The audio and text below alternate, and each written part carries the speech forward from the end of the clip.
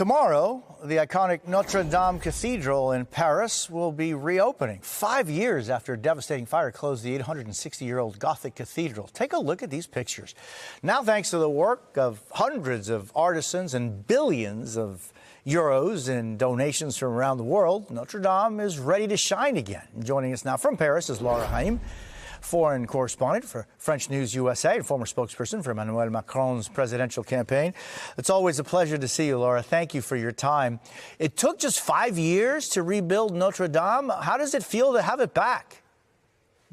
It's not called anymore Notre Dame de Paris, it's called Notre Dame of France, because here in France, people were so moved, Jose, by what's happening with Notre Dame. You know, it was a work of love, a love to restore the beautiful church. It took 5 years and a half, more than 2,000 French people were involved, people who used to work like in the 13th century, who used the same method, but who also wanted to use the new technology. So it was a mix of tradition and modernity to make sure that the cathedral will be open in time. The restoration are stunning, and there's a lot of deep pride here in the French society for this Notre Dame of Paris.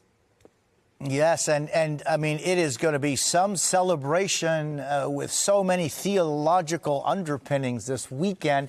What's it going to be like? It's going to be stunning because you're going to have a lot of deep feelings. All the French people want to be there. On Saturday, you're going to have the opening ceremony with a lot of head of the states who are going to be there. You know that President-elect Trump is going to be there.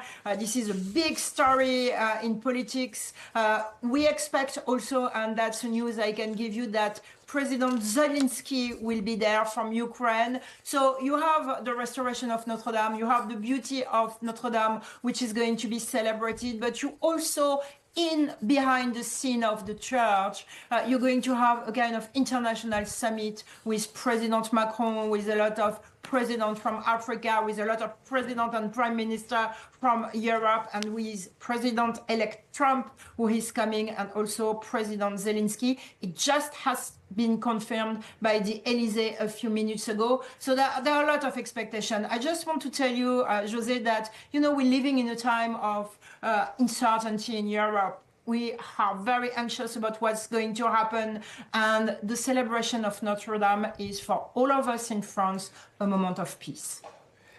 And, you know, this restoration of Notre Dame in just 5 years is in no way similar to what's going on in the government of France. I'll tell you what happened this week, and, you know, Macron is once again in a very tightrope situation with Parliament. Yeah, absolutely, Jose. And you know very well the French politics. And you know that I was during his campaign in 2017 advising him on international issues. And now it's a big problem for France. But it's also a kind of lesson for Europe and from the French people to see what's happening when the extremes are joining together to fragilize democracy. Because you have to understand, and it's a little bit difficult to understand for the American viewers, but we had a vote on the budget on Wednesday, and the far left, also with the far right, decided to marry together in a kind of French political way to make sure that the budget was not going to be voted. So the French government, according to the French political system, has to resign. So President-elect Donald Trump is arriving tomorrow with the French government, which had to resign. The French Prime Minister offered his resignation yesterday. So we don't know who is going to be the next Prime Minister, who is extremely important in France. President Macron is fragilized, but again, tomorrow it will be outside politics, a moment of peace. And boy, is it ever. And the left marrying with Le Pen's people, it's just really interesting and unusual times. Laura, it's always a privilege to speak with you. I thank you very much for being with us today. You're welcome, Jose. It has been a pleasure. And I hope you will watch the beautiful ceremony tomorrow of Notre Dame de Paris.